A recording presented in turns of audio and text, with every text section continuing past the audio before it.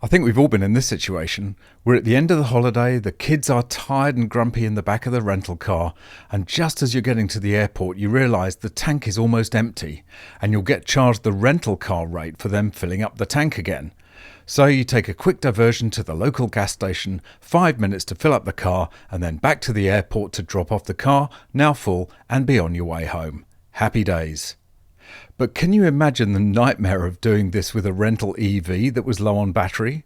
If you had to find a charger that was working, and then one that wasn't occupied, and then spend the next few hours charging up, you'd not only miss your flight, you'd probably miss the next day's flight as well, and your family and kids would have given up and gone home without you. Why anyone would want an EV rental car is beyond me, but some Australian customers of rental giant Hertz apparently did, and they jumped through all those ridiculous hoops to return the car with an apparently full battery, only to still be charged additional amounts because it wasn't full enough. Are you sure you still want to rent an EV?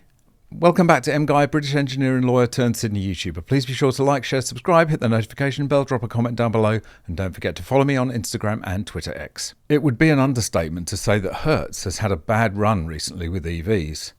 In one of the biggest corporate turnarounds, Hertz initially jumped headlong onto the EV bandwagon back in 2021, keen to get the environmental brownie points, but apparently without thinking through the consequences.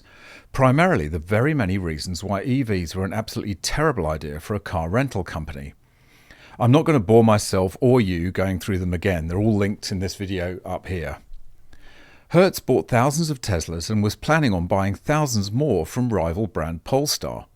But then, excuse the pun, the wheels started falling off. Massively increased repair costs, catastrophic depreciation, and a lack of customer interest forced Hertz to sell off many of the Teslas, cancel the Polestar order, and buy a whole bunch of gas cars instead. The debacle toppled the CEO as well just a few weeks ago. And now, as we shall see in Australia, they're charging customers extra by requiring that they return EVs with a minimum 90% charge, but not telling them that the charge on the cars is limited to 90%, which makes it impossible to get from the charging station back to Hertz without the battery dropping a bit and hence subject to an additional charge. Exclusive, Hertz Australia in the spotlight for misleading electric car policy. The rental car giant has been accused of billing customers for not topping up electric hire cars to the maximum charge level, even though they physically wouldn't be able to do so unless the charging station is next door. A leading car rental company is reviewing its practices after it was discovered it has been quietly limiting the battery capacity of its electric cars and billing customers for not returning the vehicle with maximum charge. Hertz customers borrowing an electric Polestar 2, available at 22 sites across the country, are told in their rental agreement that the vehicle is handed over with 90% charge and must be topped up to the same level when it is returned, or they will incur a fee. However, the company has locked the vehicles from charging beyond 90%, so unless the charging station is in close proximity to the Hertz location, drivers are unable to hand the car back without dropping below 90% charge and paying a fee.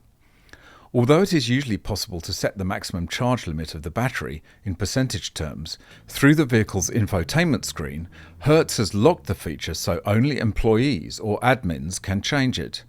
One customer who contacted Drive after they were left out of pocket last month after a 2-day hire of a Polestar 2 from Hertz in Adelaide said restricting the charge was unfair and misleading, especially if the borrower was new to driving electric cars.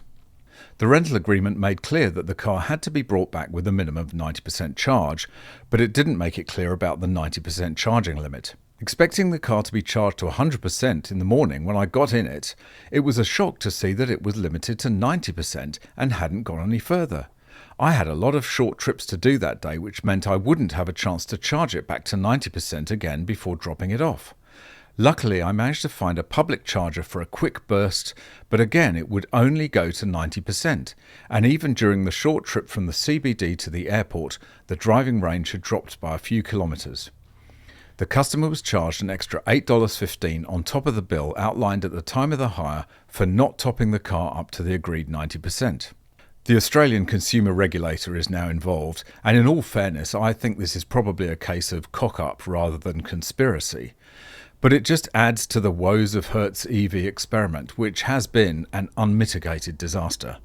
At least Hertz is realising that average travellers don't want the hassle of saving the planet while they're on a trip, and they'd rather just go with a regular gas car and, more to the point, actually enjoy their holiday.